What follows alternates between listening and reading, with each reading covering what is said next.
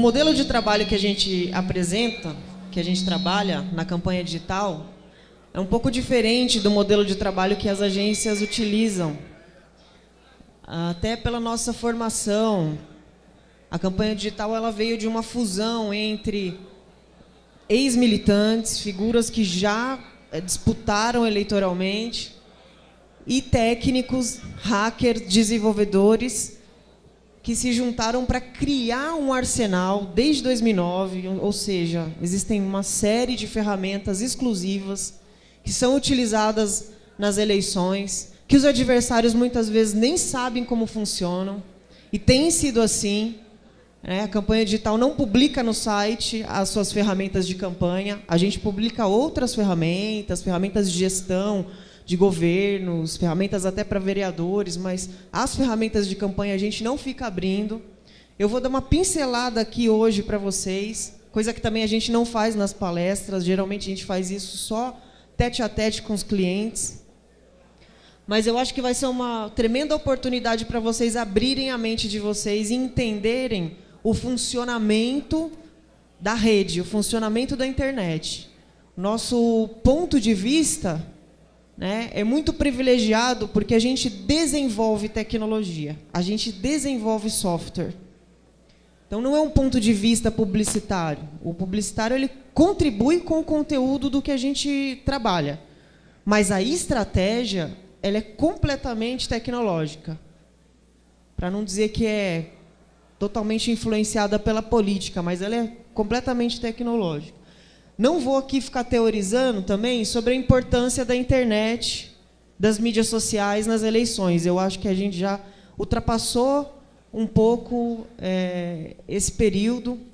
Todos vocês, independente de já terem ou não utilizado a internet nas eleições anteriores, estão amadurecidos suficiente para saber o quanto que isso pode ser diferencial para vocês, não só pela questão da grana, não só pela questão da desregulamentação que ainda existe na pré-campanha, na utilização da internet, que a gente vai abordar aqui, mas eu acho que, principalmente, porque o novo período, e até quem me antecedeu aqui, o Dr. Ricardo Vitaporto, deixou bastante claro, nós vamos passar por um período muito apertado agora, muito diferente. E a internet ela tende a ser o aliado de primeira ordem de vocês antes da campanha, já na pré-campanha.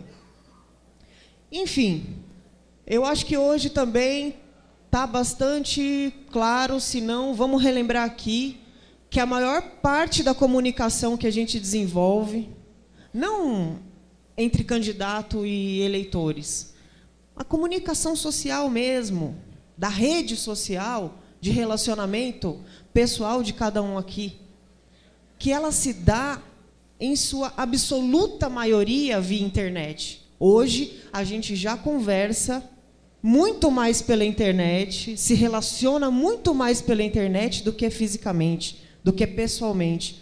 Com quantas pessoas vocês conseguem se relacionar num único dia, pessoalmente? Faz o cálculo aí vocês com a sua consciência. E com quantas pessoas vocês acabam falando durante o dia via internet? Então, não tem como fugir dessa relação. Queria começar aqui falando um pouco do seguinte. Não dá para esperar também que uma campanha de massa na internet aconteça de forma mágica. Ou porque você contratou alguém que vai lá e essa pessoa vai fazer um milagre e vai resolver o problema para você. Pode ir passando, por favor. Então, assim, pode passar mais uma vez, existe muita gente que fala de mídias sociais ou oferece serviços em torno de mídias sociais. Mirna, pode passar mais uma vez aí. Como se a gente fosse tirar um coelho da cartola, entendeu? Vai lá, Mirna. Tira o coelho da cartola aí, por favor. E não é bem assim que funciona. Você precisa de uma estratégia, que muitas vezes é uma estratégia política, entendendo as regras de utilização de cada mídia social e enxergando elas como elas são. As mídias sociais são softwares. como qualquer outro software, inclusive software administrativo, software que vocês usam de banco, mídia social é software, e é assim que tem que ser enxergado, né? E a internet como um ambiente. Então, vamos lá, Val. Mais uma vez. Queria começar aqui, mais uma, com diferenças conceituais que eu quero que vocês fixem na cabeça, porque essas diferenças vão ser fundamentais na hora de vocês montarem projetos de campanha na internet. Eu quero que vocês enxerguem dessa maneira. Opa. Passa mais uma aí. Então, vamos lá. A primeira diferença conceitual é com relação à mídia versus ambiente. Não enxerguem a internet como um espaço que congrega várias mídias ou como uma própria mídia. Enxerguem a internet do jeito que vocês enxergam, por exemplo, a campanha de rua. Você tem 2 ambientes para vocês executarem campanha.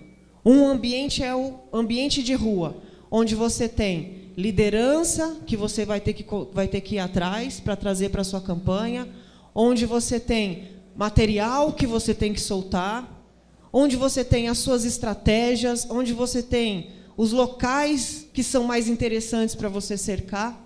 E isso, exatamente isso vocês têm que fazer na internet.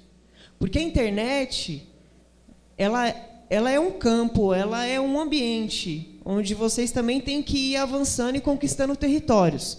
Avançando e conquistando territórios. A campanha na internet, ela é permanente. Não é para começar agora. A campanha na internet, ela é permanente, inclusive durante mandato, durante gestão, governo. Entendeu? O tempo todo. Vamos lá. Enquanto as outras mídias tradicionais são apenas mídias e são passageiras também. A internet você tem um legado. Qualquer coisa que você faça ali dentro, dificilmente você vai conseguir apagar, a não ser que você tenha publicado aquilo. Então, muito cuidado em não confundir as coisas. Fixem isso também. Das vias de comunicação online e offline, eu queria colocar algumas diferenças para vocês fixarem aqui. Vai indo devagar aí, Mirna. Manda bala. A via por onde vocês acessam as mídias offline, geralmente são canais, estações e sessões. Mais um. E essas vias se conectam com rádio, TV e a mídia impressa, jornais e revistas. Enquanto na online, no ambiente online, você acessa através de links. E o que você acessa através de links? Vai lá, Mirna, por favor. Você acessa, gente. Por favor, Mirna. O mundo, praticamente, né? Tanto coisa boa quanto coisa ruim. Você tem buscadores, websites, blogs, você tem, inclusive, aquelas mídias tradicionais, só que num formato digitalizado. N aplicações para várias coisas. E você também tem, enfim, relações, como a relação comercial, se dando aqui dentro, coisa que não acontece nas outras mídias, crimes, espionagem, você tem de tudo ali dentro. É um mundo. Aí algumas características de uma com a outra é que no caso da mídia offline ela é passiva, a online é interativa. Isso é legal vocês gravarem. Vamos lá, Mina. A offline você pode enxergar ela como mídia, mas a online você precisa enxergar como ambiente. Na offline, aquelas mídias são o fim para aquilo que você construiu. E na online, ela é o meio. Meio para onde você vai atingir o seu objetivo. No offline, você é a criatura que consome aquilo. E no online, você é o criador. Você tem muito mais liberdade. Né? Outra coisa que eu queria que vocês fixassem dessa questão mais conceitual é a diferença de rede social e mídia social. Não são a mesma coisa. Rede social é aquilo que você tem desde criancinha, desde que você nasceu. Então, a sua rede social é a sua família, São as primeiras pessoas com quem você está se relacionando e hoje é a sua rede de amigos, independente deles terem ou não perfil lá nas mídias sociais, deles estarem ou não conectados na internet. Mais uma vez, menina. E aí, isso daqui, existe até uma teoria em torno dessa malha aí, ela exprime o que é rede social. Já a mídia social, não. Pode ir passando, Mina, por favor.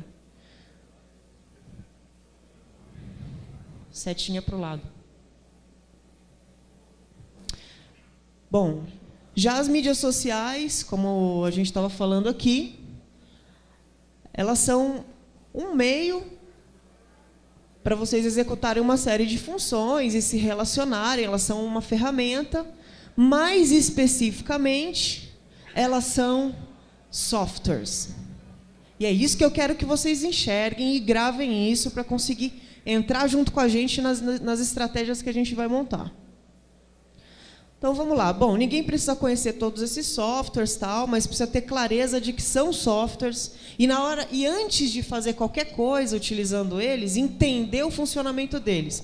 Imagina como quando vocês compram um jogo novo e vem com aquele manual, aquelas regras de utilização. É a mesma coisa. Cada mídia social tem uma regra de utilização. São regras do software e você precisa entender aquilo ali para conseguir montar a tua estratégia usando as regras que ele te deixa. Vamos lá, amiga. Pode ir acelerando.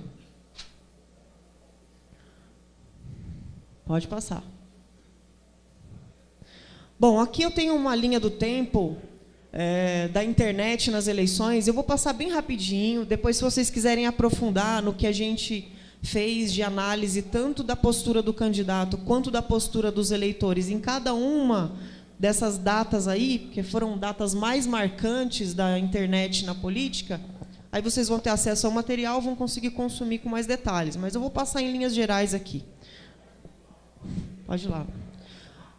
Ó, em 69, esse grupo de nerds aqui norte-americanos, eles criaram a internet. Esse grupo chamava ARPANET. E a internet, como muitas das tecnologias que a gente utiliza hoje domesticamente, ela foi criada como estratégia de guerra. Ela foi primeiro utilizada lá nos bunkers de guerra dos Estados Unidos com o intuito de proteger a informação estratégica do inimigo. Então, se o inimigo estourasse um bunker, essas informações estariam num local inatingível pelo inimigo. Elas estariam na nuvem. Aí veio a ideia e essa coisa de se usar na nuvem, né? Então, era uma maneira de proteger as informações. Mas demorou muito para isso daqui chegar até a gente. Só em 94 isso daqui chegou, então, para a utilização doméstica, né? Nossa, em casa. 2 anos depois, a primeira eleição que utilizou a internet, que foi a eleição do Bill Clinton contra o Bob Dole, nos Estados Unidos, na verdade, eles só tinham uma landing page. O que é isso? É um panfleto virtual, parado, travado, que as pessoas entravam lá e acessavam as propostas, né, a propaganda de cada um. O Brasil é bastante influenciado pelos Estados Unidos, veio logo atrás. Em dois anos depois, a primeira eleição no Brasil que utilizou a internet, em que pese ainda não haver regulamentação nessa ocasião, mas foram essas as primeiras figuras que utilizaram. O PDT, eu acho que foi o mais inovador, porque ele, além de construir um website para o partido, ele distribuiu websites entre os candidatos, para que todos tivessem um na disputa. Pode ir. Em 2000, foi a primeira eleição nos Estados Unidos em que a internet foi, de fato, usada extensivamente, não só em sites, né, de cada candidato. Pode passar.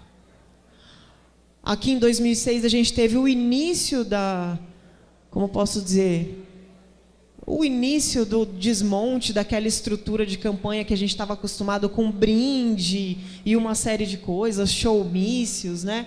Então, a partir daí, as mudanças na utilização da internet na campanha, elas começaram a avançar. A gente ainda não tinha regulamentação aqui quando aconteceu a campanha do Barack Obama em 2008, então, que foi um marco, um divisor de águas, chamou a atenção do mundo todo, né, do setor político, na utilização da internet.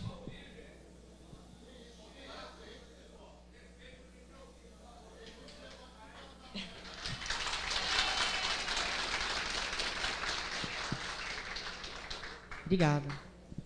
Vamos lá. Enfim, todo mundo acompanhou um pouco de longe, né? Mas aqui o TSE ainda muito atrasado.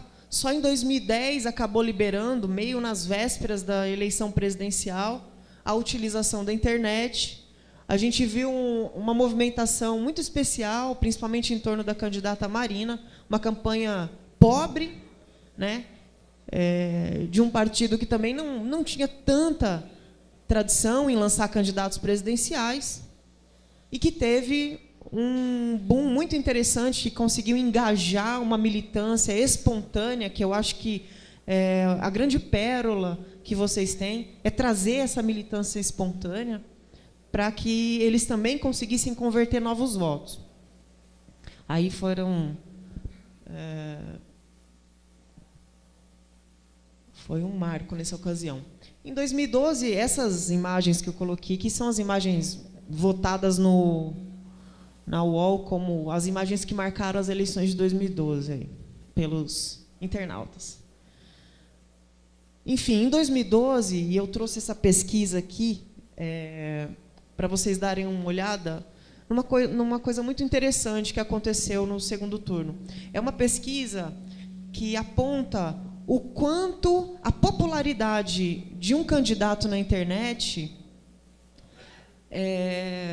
estava compatível com a votação que ele teve na urna, ou se essas duas informações elas se desencontravam, se elas se influenciam ou se elas se desencontravam, né? As informações do primeiro turno, se você for passando aí, não batem muito. Então, a setinha para baixo é quando as informações não se encontram. Pode passar mais uma, menina. E a setinha para cima, mais uma, por favor, são onde as informações se encontram. Então, para nesse quadro aqui, que eu acho que mostra uma maioria. A grande maioria das capitais, e aí eles pegaram para fazer a pesquisa com as capitais, mostra que os resultados de urna e de popularidade na internet, eles não são compatíveis no primeiro turno. E que no segundo turno, elas se encontram. Então, você imagina um gráfico onde as linhas elas estão quase que em paralelo e chega um momento que esses resultados, de fato, se encontram. Isso, para mim, deixa bastante claro, ó, olha no segundo turno, deixa bastante claro o seguinte: essas campanhas, há 4 anos atrás, e nós sabemos disso, todo mundo começa a fazer campanha na véspera, né? Agora que a consciência vai mudando um pouco mais, até por causa do momento político também e a legislação atual. Isso daí vai ser cada vez mais necessário, vocês começarem a pensar em campanha com mais antecedência. Mas há 4 anos atrás, seguindo o ritmo de todo brasileiro, deixar as coisas para a última hora, esse pessoal começou a fazer campanha no início da campanha oficial. Praticamente. Então, o nível de influência da internet no primeiro turno foi baixíssimo. Olha o nível de influência da internet no segundo turno nas capitais. E isso aqui é pesquisa registrada. Depois, se vocês quiserem, tem fonte, vocês conseguem olhar, entendeu? Acompanhar. Então, quando alguém falar, poxa vida, será que a internet influencia a campanha? Ajuda alguém a vencer a campanha? Eu já ouvi muito assim: ah, não ajuda a vencer, pode não ajudar a vencer, mas ajuda a perder. Mentira. Tanto ajuda você a avançar na sua campanha, quanto ajuda você a capotar e a perder a sua campanha, entendeu? Então, a influência da internet na campanha, para mim, está muito claro aqui, principalmente pelos resultados do segundo turno, que essas informações elas convergem. Pode passar, por favor. Mais um pouco. Pode passar. Enfim, em 2014 a gente teve um momento muito especial. Aqui eu coloquei 3 das principais estratégias no quadro, tá? Para eu compartilhar um pouco com vocês. Foram 3 estratégias diferentes que a gente identificou na rede. O pessoal, falando em rede, o PSB e o Rede, eles exploraram muito mais a imagem dos 2 candidatos do que estratégias propriamente ditas. Então, era muito conteúdo explorando a imagem dos 2. Não é isso que engaja, não é isso que toca as pessoas. Elas precisam de interatividade, elas precisam que vocês abram canais de comunicação, inclusive de participação no processo eleitoral, participação na proposta, na plataforma eleitoral de vocês. As pessoas precisam se sentir parte, né? Nós estamos falando de um ambiente de grupo social.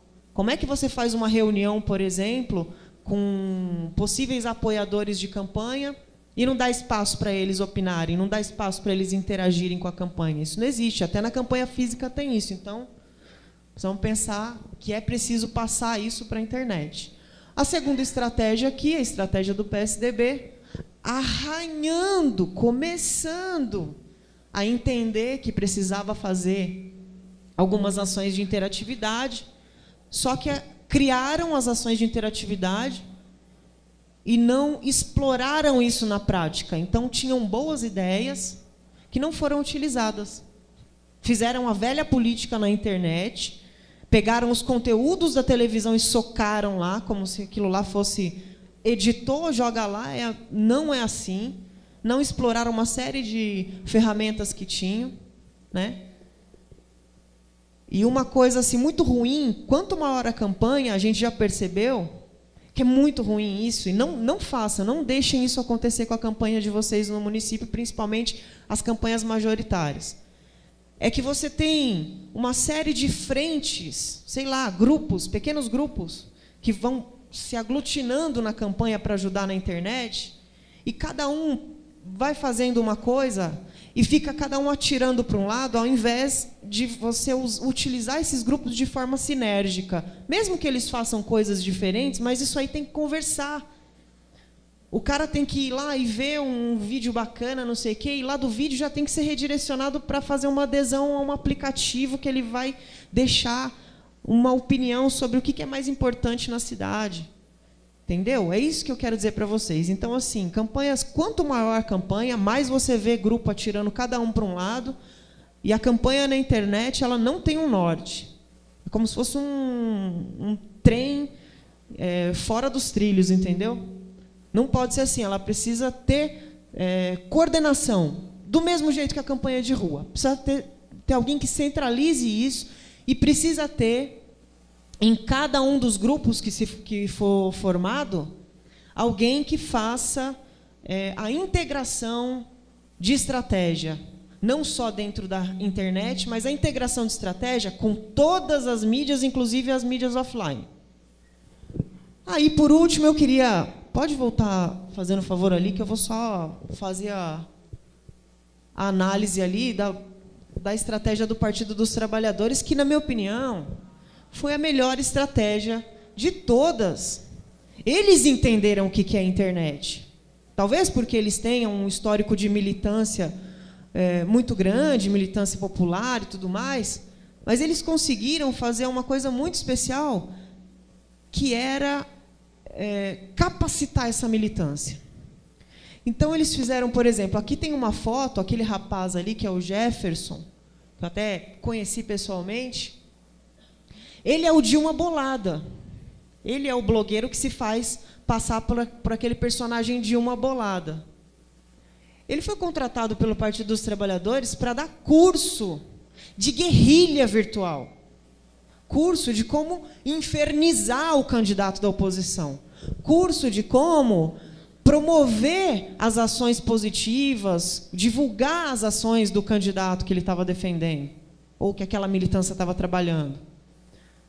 Em detalhes esse curso. Eles organizaram um evento que chamava Camping Digital, e esse evento é um evento que eles até tentaram dar uma tônica para um evento anual, onde eles iriam capacitando aí anualmente cada vez mais essa militância. Esse ano meio que deu uma falhada, acho que por conta da crise política e tudo mais.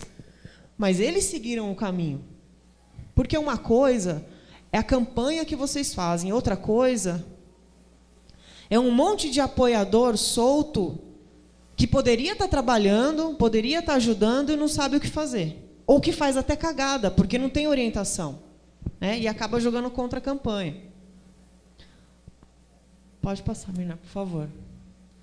Agora, em 2016, a gente tem algumas previsões, pode passar mais uma, de como que essa campanha deve se dar, né?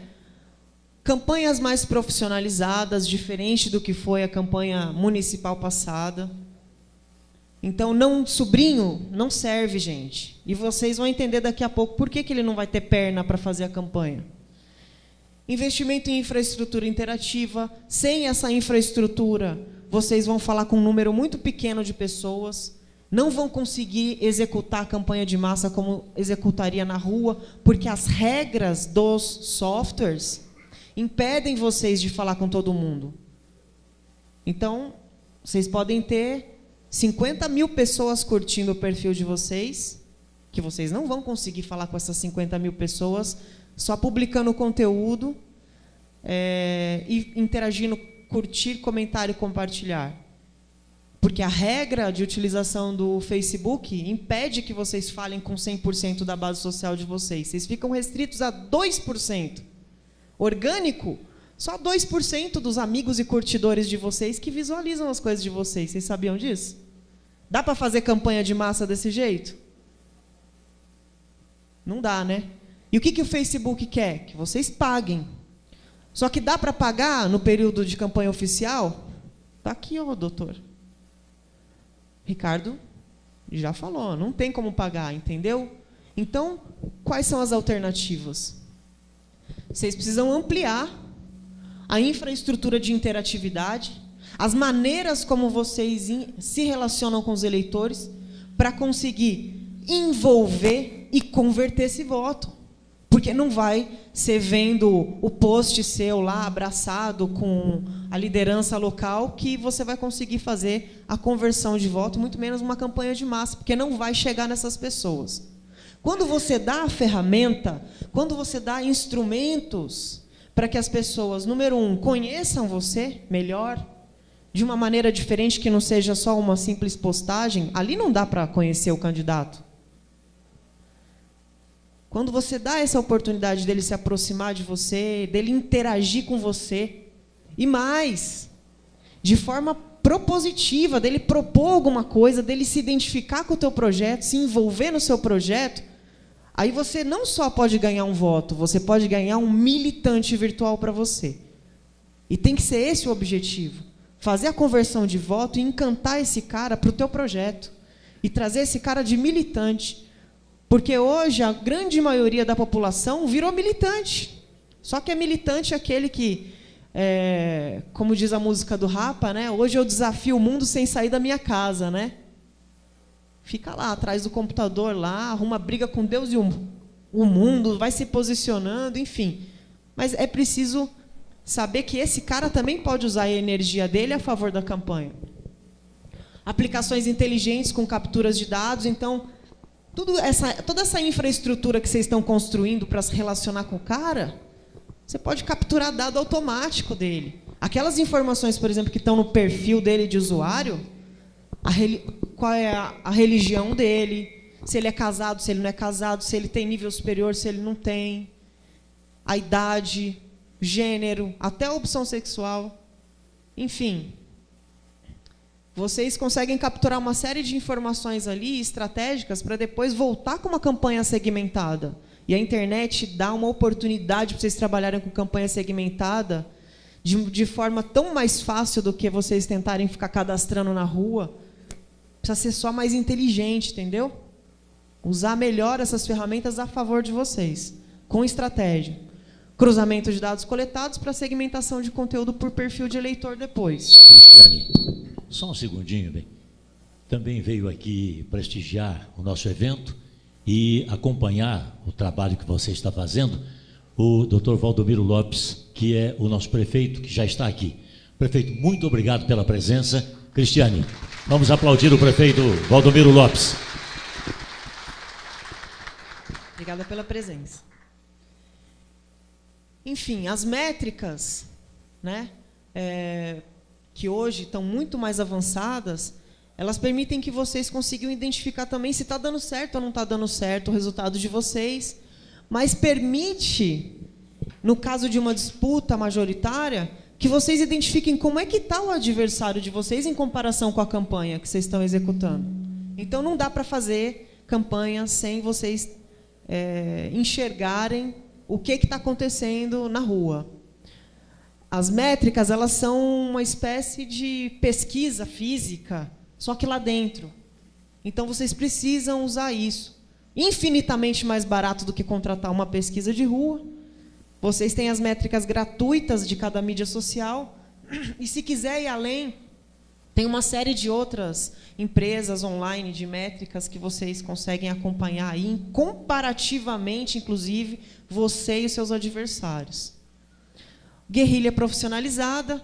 Então, a gente está vendo, ao longo das campanhas, de 2009 para cá, 2010 para cá, que a estratégia de se utilizar guerrilha, militância virtual paga na internet tem avançado, tem ganhado muito espaço, né?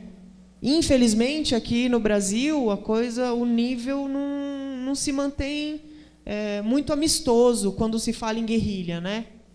Desce mesmo o nível, às vezes extrapola um pouco, e aí a gente tem um problema apertado com relação a essa questão da guerrilha, que é o problema jurídico, em que, por conta de você ter só 45 dias, vai ser difícil, a não ser que tenha páginas online, que aí você consegue tirar com liminar facilmente, mas conteúdos que estão dentro das mídias sociais, contra candidato, injúria, calúnia, difamação, dificilmente vocês vão conseguir tirar do ar a tempo durante a campanha.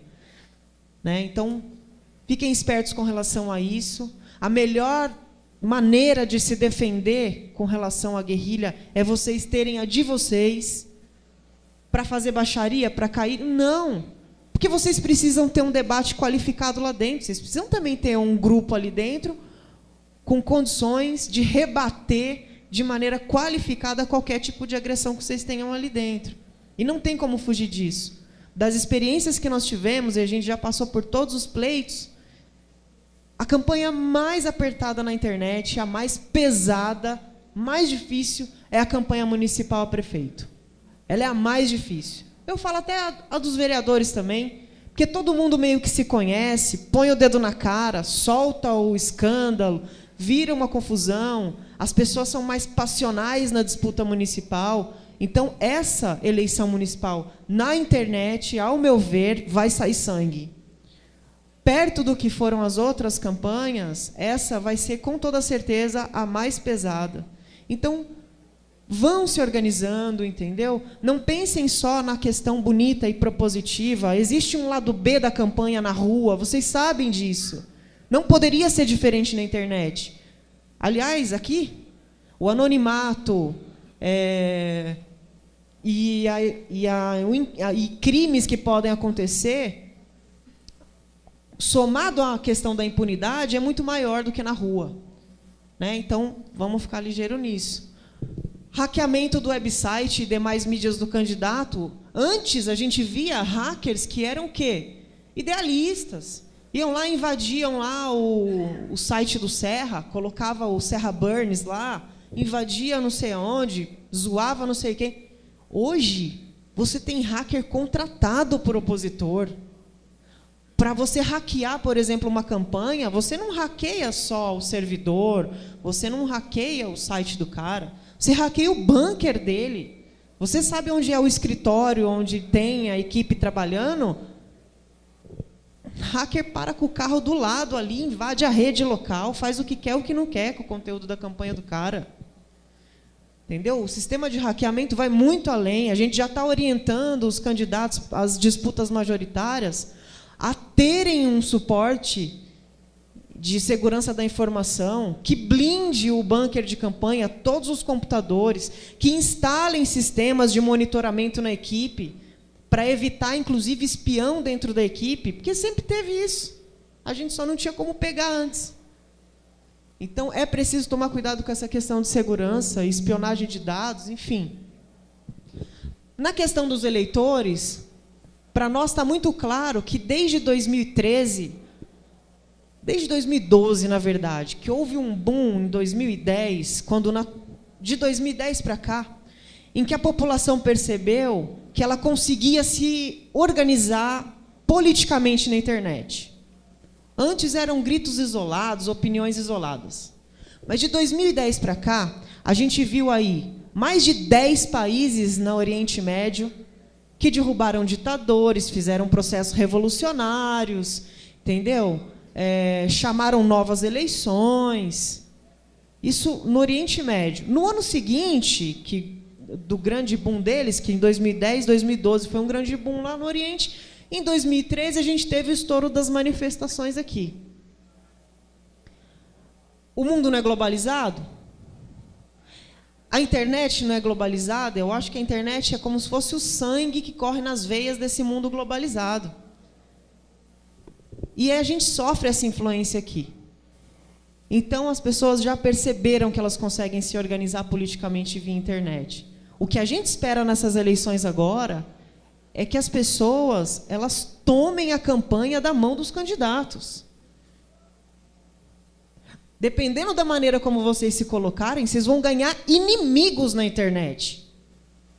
Prestem atenção na maneira como vocês se posicionem. Deixem o modelo antigo, passivo, né, que a gente falou lá atrás. Por isso que eu queria passar por aquela parte teórica com vocês. Eu quero que vocês fixem isso, para vocês não se prejudicarem depois. Deixem esse modelo. Vocês precisam de interatividade, vocês precisam mostrar boa vontade. Abrir o plano de governo de vocês e falar, vocês cabem no meu plano de governo. Mandem as demandas de vocês que eu quero ouvir. E se nenhum outro candidato quiser ouvir, eu vou ouvir. E eu vou incorporar isso no meu projeto, na minha plataforma. Criação de conteúdos críticos e de humor. Mais de 80% do conteúdo engajativo que circula na rede, o que é? O que as pessoas se animam a compartilhar e curtir, enfim, comentar, são conteúdos de humor. Isso tem tudo a ver com a personalidade do brasileiro. Entendeu? Então, é preciso ter um pouco mais de senso de humor, né? É preciso deixar esse formato sisudo que só afasta a juventude da política. Queria fazer uma observação que o Rodrigo falou. Aliás, a melhor fala, só uma parte aqui, melhor análise econômica que eu vi de um político desde o início da crise até hoje foi essa fala do Rodrigo aqui. Não foi uma fala política. Não foi. Não foi. Foi uma fala sincera do que está realmente acontecendo com o país. E do remédio amargo que quem quer que seja, que esteja na direção do país, vai precisar aplicar. Né? Mas ele falou, poxa, e aí na eleição passada, o que aconteceu? Não aconteceu nada de novo. Aconteceu uma coisa de novo, Rodrigo, que eu queria lembrar aqui. Aconteceu a maior desistência popular de participação eleitoral da história do país. É lamentável, mas quase 1/3 do povo brasileiro não quis participar da disputa, não quis ir lá exercer a sua cidadania com o voto. E isso também é reflexo dessa organização nova, desse novo momento social, desse novo momento de troca de informação via internet e até de um pouco de desilusão em relação à política, né? E compete também aos candidatos agora, nesse próximo pleito, reverter esse quadro. Vocês não são apaixonados por política? Não foram picados por aquele mosquitinho verde? Não é essa a história? Então vocês têm que picar todo mundo. Tem que fazer isso acontecer com os eleitores de vocês. Porque se vocês não fizerem isso, vocês vão perder voto. Vão perder participação. E vão perder uma oportunidade de trazer pessoas novas, engajadas em defender a candidatura de vocês. Bom, aplicativos pré-confeccionados por oposição. A campanha digital, desde a eleição municipal passada, desenvolve alguns aplicativos também para oposição. É mais fácil, realmente, você tacar pedra do que você tentar proteger a vidraça ali do governo, né, da gestão e tudo mais. E nessa campanha agora, muito provavelmente, não vão ser só os candidatos que estão lá na frente que vão ter essa infraestrutura eleitoral na internet. As oposições também vão ter as suas ferramentas de desgaste. Podem apostar. A popularização de sites com informação sobre candidatos, que já começou, já faz umas 2 eleições, mais ou menos, tendem a se exacerbar agora, porque as pessoas vão querer trocar ideias sobre o candidato, vão trocar figurinha, vão ajudar a divulgar. Grupos de discussões políticas, que extrapolam a área de influência partidária, eleitores e militantes espontâneos em disputa. Vamos tentar dar uma acelerada, então.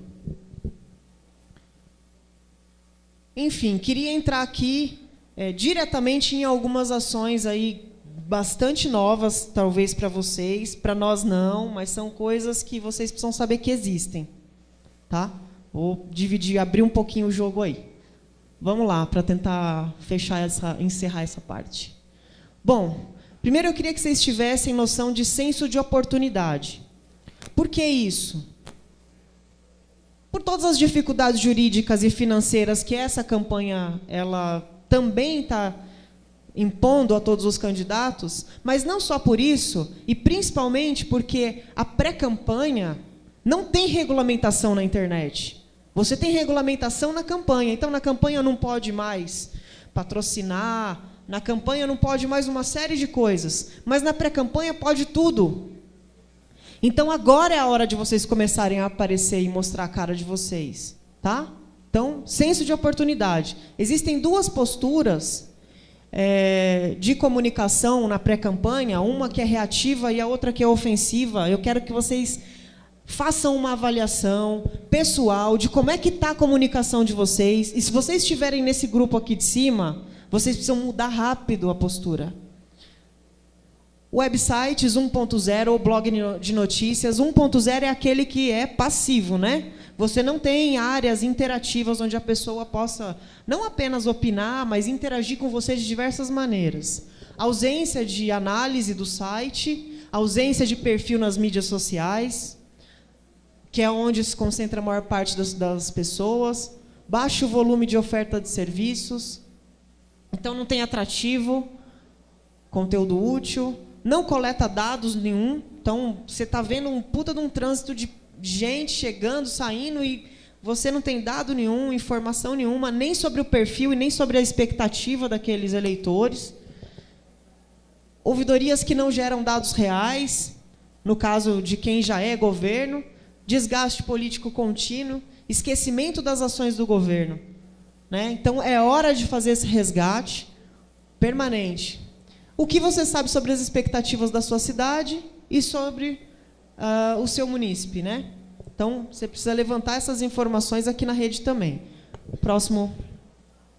A comunicação ofensiva, que eu sugiro que vocês se foquem, pode passar mais um. Pode passar mais um. Aí.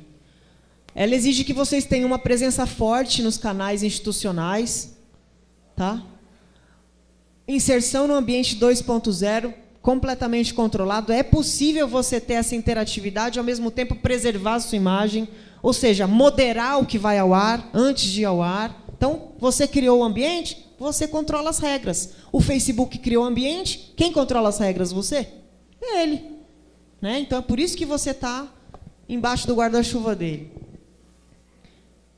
Oferta de serviços, né, de utilidade pública, oferta versus captação. Esse serviço de utilidade pública é na pré-campanha. Na campanha é proibido você oferecer qualquer tipo de serviço de utilidade pública nas mídias do candidato. Captura de dados, tratamento desses dados, né? É uma sondagem constante aí, e pode haver pesquisas periódicas. Criação de fóruns, comitês ou conselhos. geridos, administrados por vocês, para vocês não ficarem a reboque dos grupos do município. Então, alguém da oposição ou qualquer outra pessoa criou um grupo que está discutindo política local e esse grupo bomba, você está lá a reboque. Você é só mais um ali dentro e ainda é capaz de tomar pau lá dentro, se abrir a boca. Criem os seus instrumentos, entendeu? Tradicionalmente, nas eleições, até as eleições passadas, tirando as campanhas que a gente estava fazendo, vocês viam dois instrumentos anexados na fanpage do candidato. Uma era o Instagram, pode passar para a próxima, e a outra eram os vídeos do YouTube ali dentro. Eu acredito que muitos aqui devam até ter usado isso, se disputaram, ou se não disputaram, viram essas duas funções acopladas na página do Facebook. Eu estou falando aqui que nós vamos muito além, porque a gente instalou outras funcionalidades eleitorais e trabalhamos com uma outra infraestrutura. Uma área, por exemplo, de mensagens e perguntas pré-determinadas e que também podem ter participação popular, desde que moderada antes de ir ao ar. Vamos lá.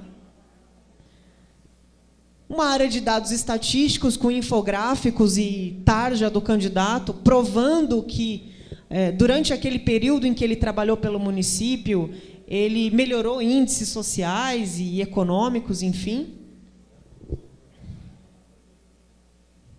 Uma área de enquetes, um pouco diferente da área de enquetes do Facebook, que já oferece essa funcionalidade. Nesse caso aqui, todas essas funcionalidades que eu estou falando para vocês, elas podem ser compartilhadas na linha do tempo, patrocinadas, jogadas para outras mídias, replicadas no website do candidato. Vamos lá. Uma área, conte a sua história, que é uma área de humanização do candidato. E isso na internet é extremamente importante, você transparecer uma pessoa mais humana, mais sangue do meu sangue, entendeu? Carne e osso. Eu também tenho um problema, eu também fico doente, minha mãe também faz uma cirurgia. Então, essas coisas pessoais, elas são importantes de ser compartilhadas, e histórias de outras pessoas com vocês também. Por favor. A gente criou um ranking de projetos, então o candidato ele consegue colocar as suas principais ações da plataforma de campanha aqui, e qualquer visitante consegue entrar aqui, sinalizar de 1 a 5 estrelas para os projetos, entrar num ranking, e também consegue propor um novo projeto para entrar na campanha. Só vai ao ar se moderar, depois de moderado, né? Uma área de notícias sincronizadas com o website, por favor.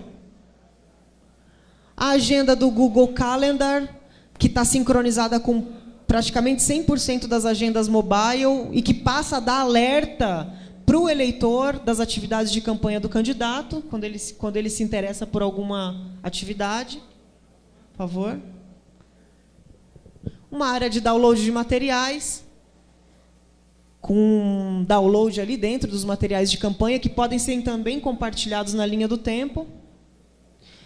Essa é uma ferramenta que a gente utiliza muito, o core de georreferenciamento. A campanha digital tem várias soluções em cima desse core de georreferenciamento, e essa em especial, ela pode ser usada de duas maneiras. Quando você é oposição, para você sinalizar, por exemplo, as coisas negativas, né, do atual governo, abrir para a população, mas é claro, a tua equipe também vai lá e vai aproveitar para dar um ritmo ali, né? Sinalizar e desgastar o oponente, como pode ser usada numa campanha de reeleição ou de maneira mais propositiva, tanto pelo candidato a vereador quanto o candidato a prefeito, para sinalizar as ações futuras que ele quer realizar no município.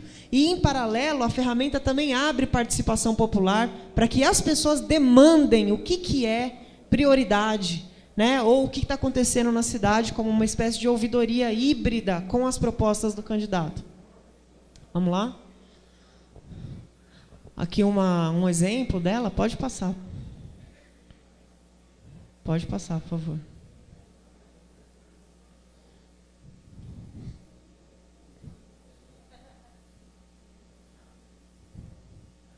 Bom, agora a interface com a coordenação. Que eu dei só uma pincelada em algumas coisas aí, eu acho que você pulou um, hein? Você pulou um. Tenta voltar um. Às vezes ele trava mesmo, porque ele está online. Enfim, nós criamos também um robô de rastreamento que funciona um pouco diferente daqueles robôs do Twitter que ficam só retweetando. Nesse caso aqui, a gente criou um robô que vai e rastreia palavras-chave ou termos pré-determinados. Então, por exemplo, alguém falou meio ambiente na internet, essa pessoa que falou meio ambiente vai receber uma resposta automática do candidato, chamando ela pelo nome, @fulano de tal. Você que falou sobre meio ambiente, venha conhecer o meu projeto de meio ambiente para o município. E aí a gente cerceou geograficamente em que só as pessoas daquele município que falassem sobre aquela determinada palavra recebessem essa resposta. E essa resposta não chega só via Twitter. Essa resposta chega por e-mail através do Twitter. Então, a gente criou um sistema de campanha automático que fica falando com as pessoas por palavra-chave, por temas, full time. E aí, essa resposta que vem, geralmente vem com um link na frente para redirecionar esse cara para uma adesão a um aplicativo, para uma videomensagem no YouTube do candidato, para uma série de ações que a gente quer segurar e reter ele lá. Por quê? Quando a gente retém o eleitor nas nossas mídias, brincando, entre aspas, né? Mal sabe ele que a gente já está fazendo a conversão de voto dele. Quanto mais a gente segura ele ali, maiores são as chances dele votar no nosso candidato. Vamos lá. Finalizando aí. Bom, isso também é novidade, tá? Interface com a coordenação. Próximo. Que eu vou mostrar para vocês aqui uma ferramenta, pode passar, que a gente está utilizando. É um aplicativo de mapeamento da área de influência eleitoral, tá? Essa aplicação é utilizada por campanhas majoritárias, então a coordenação da campanha, da chapa, é que controla essa ferramenta. Ela distribui acesso mobile para todas as pessoas que estão envolvidas na campanha, para os partidos que compõem a chapa, para os candidatos a vereador de cada um desses partidos, e embaixo, no guarda-chuva, as lideranças que estão vinculadas a essas candidaturas, para que todos eles comecem a fazer cadastros de eleitores. Esses cadastros, que são feitos através do celular, do pessoal que trabalha na campanha, eles são jogados depois num mapa, né? O nosso CORD é o referenciamento que a gente trabalha, e a coordenação de campanha vai começar a acompanhar. Lembra aquele mapinha que a gente colocava na parede? Ficava com a taxinha e tudo mais? Esquece aquilo. Olha a dimensão do que eu vou mostrar para vocês que essa ferramenta faz. Depois que esse cadastro está rolando, a coordenação de campanha consegue filtrar por partido. Como é que cada partido está distribuído? Qual é a área de influência eleitoral de cada partido ali no município? Qual que é a área de influência eleitoral, poder de influência eleitoral de cada candidato a vereador, porque vai filtrando por vereador e filtra, inclusive, depois por liderança. Então, você já sabe ali quem são os maiores puxadores de voto, quais são as lacunas no município em que a chapa não está conseguindo ter perna para chegar, os bairros da cidade. Né? Você tem uma outra visão que, mesmo no mapa na parede, não te dava. Esses filtros, por exemplo, você consegue ir filtrando esses grupos, né? E numa próxima eleição, por exemplo, mesmo que uma aliança, mesmo que essa chapa ela não se repita, você já tem um mapa ali tão interessante que faz com que você identifique, por exemplo, as maiores lideranças da cidade para você tentar se reaproximar, para puxar de novo para trabalhar. Enfim, você tem um quadro aqui da evolução, filtrando ponto a ponto de um jeito que a coordenação nunca teve. Vamos lá? Pode passar aí. Passar. Enfim, para o partido, a gente criou uma outra questão. Como a gente sabe que esse ano o partido vai ficar meio refém aí dessa nova legislação, nós criamos uma infraestrutura em que qualquer candidato, em que o partido oferece material gráfico, 100% pelo menos da arte do material gráfico para todos os seus candidatos. Tem algumas artes possíveis ali já pré-determinadas no website, que a gente instala no website do partido. O candidato vai lá, sobe a sua imagem, a sua foto, coloca o seu número, pode colocar suas propostas, sua dobrada, enfim, o que quiser. Depois faz o download do material e vem bonitinho já com a sangria para mandar para a gráfica, perforade, praguinha, o que vocês quiserem. Pode passar, por favor. É uma maneira dos partidos auxiliarem os candidatos de forma mais barata e mais eficiente, né? Além de alinhar layout, enfim. Os filiados e militantes, a gente preparou uma outra coisa para eles trabalharem, né? Com engajamento nas postagens da campanha no Facebook e divulgação dos eventos. Como é que funciona isso? Pode passar.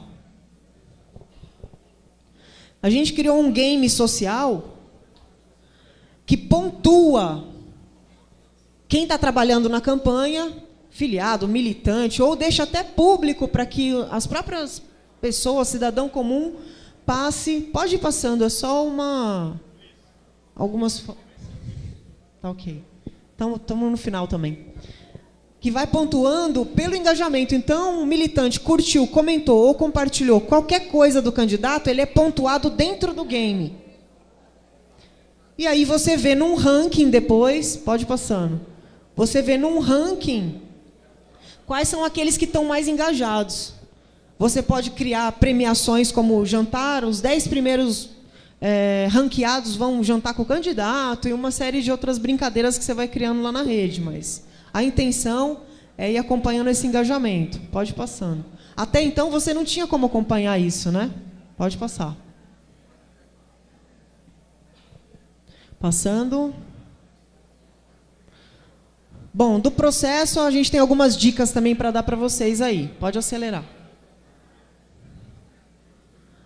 Na montagem aí da equipe, vocês precisam se atentar à divisão de tarefa. Uma pessoa não pode fazer mais de uma função. Definição de carga horária. Precisa ter isso, porque numa disputa majoritária, muitas vezes você tem que trabalhar com escala em 24 horas, 8x8. Por quê? Por causa dos ataques de guerrilha, e que acontecem principalmente de madrugada. Criação de protocolo. É preciso ter protocolo para cada uma das pessoas que está trabalhando na campanha. E aquilo ali entra no ritmo depois, entendeu? Essa divisão de equipe aqui, é preciso ter pelo menos uma pessoa para cada uma dessas áreas. Equipe estratégia, equipe de execução e a equipe de integração, como eu estava falando, que é preciso ter pelo menos um, se não tiver equipe, que vai fazer a corrente entre as outras mídias, entre todas as ações digitais e entre as outras mídias. Pode acelerar. Mais. Bom, métricas e monitoramento, eu vou falar para vocês o que é importante, independente da ferramenta que vocês contratem. O que é importante em métricas e monitoramento? Mapear quem gosta de vocês, quem são os agressores e quem são os militantes que estão engajados trabalhando por vocês. Vocês precisam saber quem são esses caras. Vamos lá. Precisam identificar também o que faz mais sucesso com o público de vocês. Próximo. E monitorar os concorrentes com toda certeza quando for uma disputa majoritária. Vamos lá. Do conteúdo, vamos acelerar aqui. Eu já entrei nessa discussão e eu já abri para vocês que é só 2% que vocês visualizam, que visualizam de vocês. Esse percentual pode ser ampliado até 25% orgânico, desde que vocês soem a camisa ali dentro. Tem que ter relacionamento. Não é só ficar compartilhando. Você tem que sair da sua área de conforto e ir lá curtir o cara também, comentar. Enfim, vocês vão precisar de um ghostwriter. Porque ou o cara faz campanha na rua ou ele fica lá olhando na tela. Então, necessariamente, vocês precisam de alguém para fazer o papel de vocês full time e ampliar esse percentual aí por conta do relacionamento, tá? Esse é o orgânico. É isso aqui que vocês têm que segurar para a campanha oficial. Se vocês não segurarem isso, vocês não vão ter nada na mão. Vamos lá. Por isso tem que começar agora. Bom, de conteúdo, foco aí basicamente nessas 3 questões. O conteúdo tem que ser constante, relevante e útil. Acelerando. Pode ir. Aqui a estrutura da guerrilha que a gente geralmente trabalha. Vamos lá.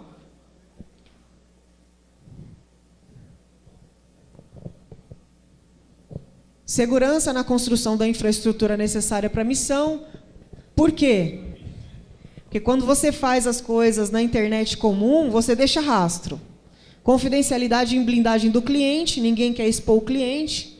Confecção de exército auxiliar, mapeamento, como a gente falou anteriormente, né, de quem é quem ali, aliado ou opositor.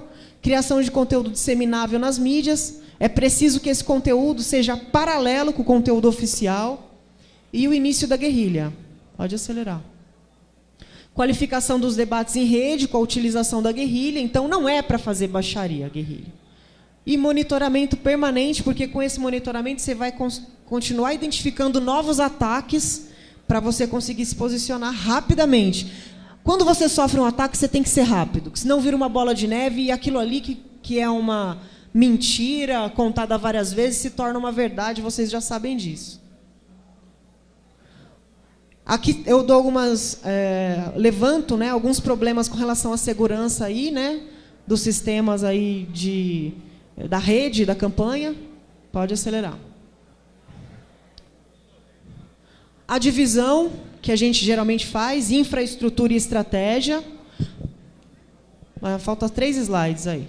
Ali algumas dicas de militância espontânea, com esse estrategista que trabalhou na campanha do Obama, e é gratificante saber que a gente está numa linha muito semelhante, né?